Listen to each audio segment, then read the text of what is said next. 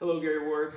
Grant's coming at you here. We are excited to be able to share a message with you guys and hopefully bring the Spirit a little bit into your home, share a little bit of our Spirit with you guys. We've been thinking and praying this week on a little bit of a message that we could share with you guys. And the word that kept coming into my head was perspective. And so we kind of thought a little bit about that and each have a few words to share. And so I'll let Sister Grant start first, ladies first, and then I'll finish it off, I guess. So Sister Grant, take it away. Okay, so thinking about perspective, I know a lot of us have so many different perspectives about how things have been going and what's been going on in this world at this crazy time.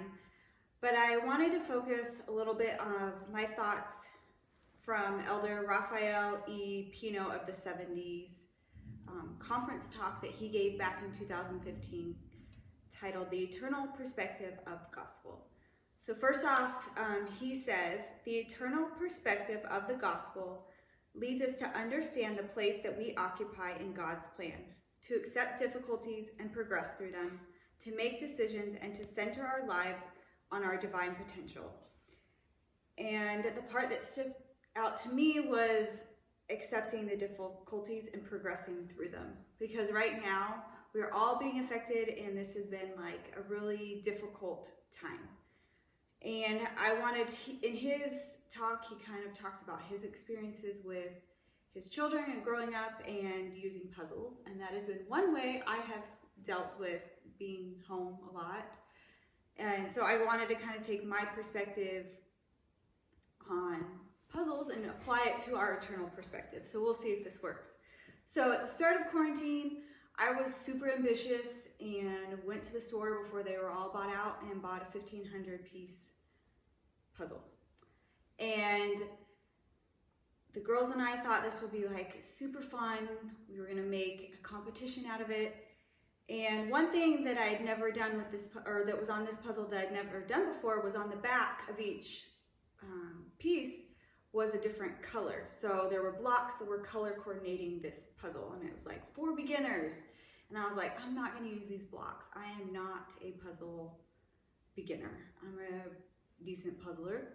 So this puzzle was all these different fruits and vegetables, but they were kind of started all in one colors and worked its way across. So I got to a part that was extremely difficult and I thought, okay, fine, I'm gonna use the back because there was like a line that went through them where it divided two different colors. So I kind of separated those pieces and then the puzzle went super fast once I had those color coordinating pieces.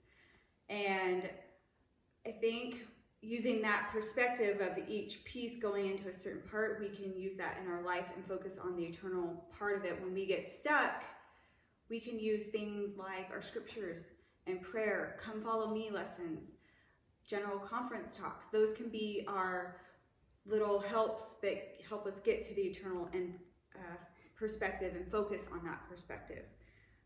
So I was able to finish that 1,500 piece puzzle, and because it took so long, yes, we glued it together. But now I was thinking I'm even more ambitious and ordered a 2,000 piece puzzle, which I am still working on.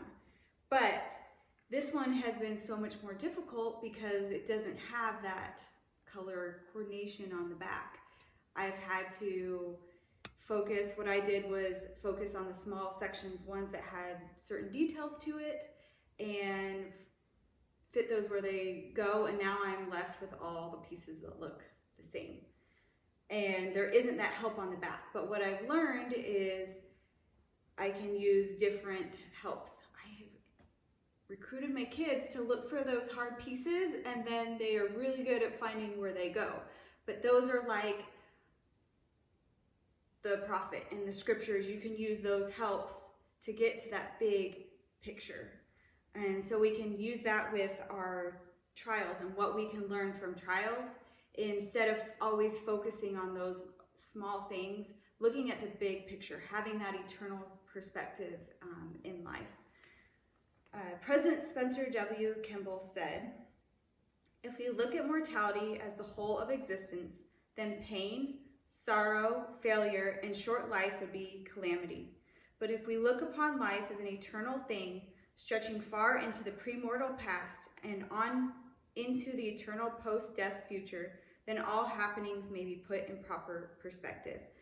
So I think focusing on the fact that we had a life before we came to earth, and life still goes on after we are no longer on this earth. So even though we are all having this experience in this global pandemic, we are all experiencing it, but we're all experiencing it differently. But having that perspective that this isn't going to be the only thing that defines our life. There may be things that we learn that can be defining moments that help us in the future. Because I know sometimes when we're going through things, I'm especially guilty of this. I said this last week to Brother Grant, like with this one trial that we've been going through for as long as we have been married, what is the point? What am I supposed to learn? Haven't we been through enough? And now having to try and learn to turn that into a positive and think, okay, I may not know at this moment in my life what I'm supposed to learn, but I can look back and think, okay, this is what I did learn, and maybe I can help somebody else. So it's something that, yes, we're all going through together and we need each other. And yes, we can't meet in our church buildings and we can't meet at with activities, but sending a text and praying for those that we might minister to, and reaching out and giving them a phone call or FaceTiming or any of those things can help us all take those small focused perspectives and look at the eternal grand scheme of things, that this is just a small thing that can happen in our life. And I know if we strive to look at those positive things, that we can learn something from this and hopefully grow. And I say these things in the name of Jesus Christ. Amen. Amen. Thank you for that. Just like Sister Grant said about having that eternal perspective, it kind of, ironically enough, goes right along with something I came across in my studies this week. I came across a really cool story from Elder Boyd K. Packer. It really caused me to pause and think a little bit this week. And I've always loved and enjoyed stories from the 12 or from leaders that kind of make them seem a little bit more normal or like an everyday person. And I know they are a normal person, but they are prophets, seers, and revelators. And so we have them up on this pedestal. But this story from Boyd K. Packer really brought perspective into my life and caused me to think. So I really wanted to share it with you guys today. But President Boyd K. Packer said, "Shortly after I was called as a general authority, I went to Harold B. Lee for some counsel. He listened very carefully to my problem and suggested that I see President David O. McKay. President McKay counseled me as to the direction I should go. I was very willing to be obedient, but saw no way possible for me to do as he had counseled me to do. I returned to Elder Lee and told him that I saw no way to move in the direction I was counseled to go.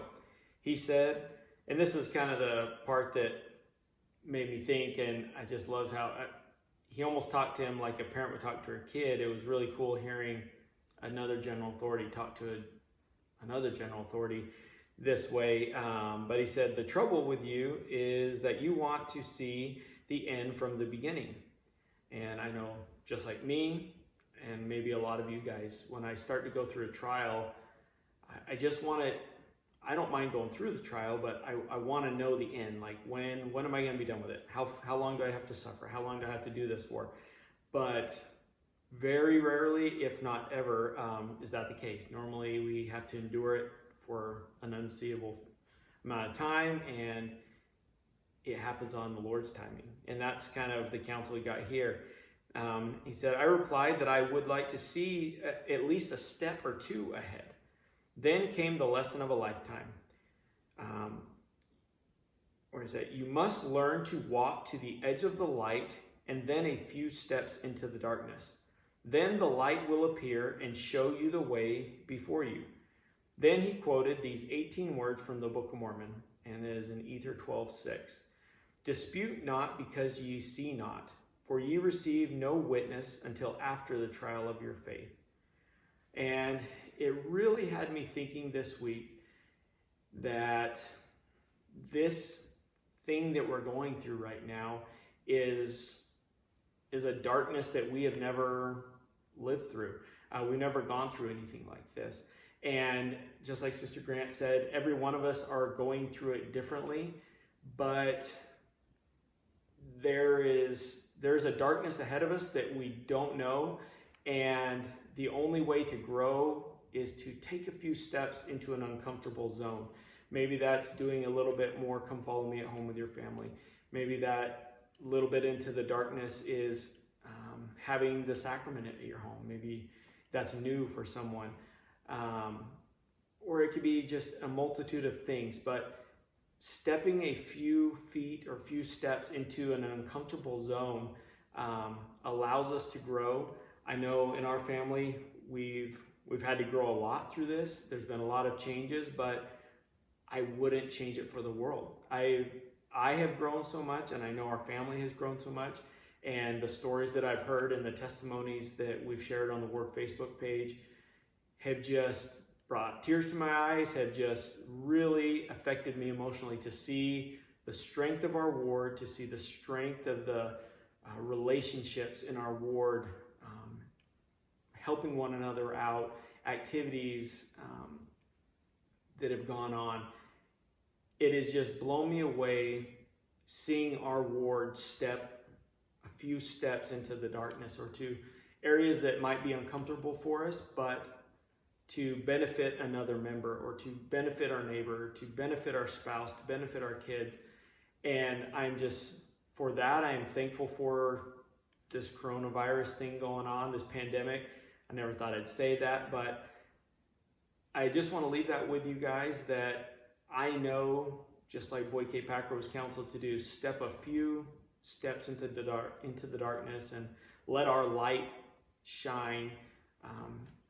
And I know that we'll be better for it, and our testimonies will grow. And when this is all said and done, and a year or two from now, when we're looking back, we'll be thankful for what we've gone through and the growth that we made. And I just like to share that and say these things in the name of Jesus Christ. Amen.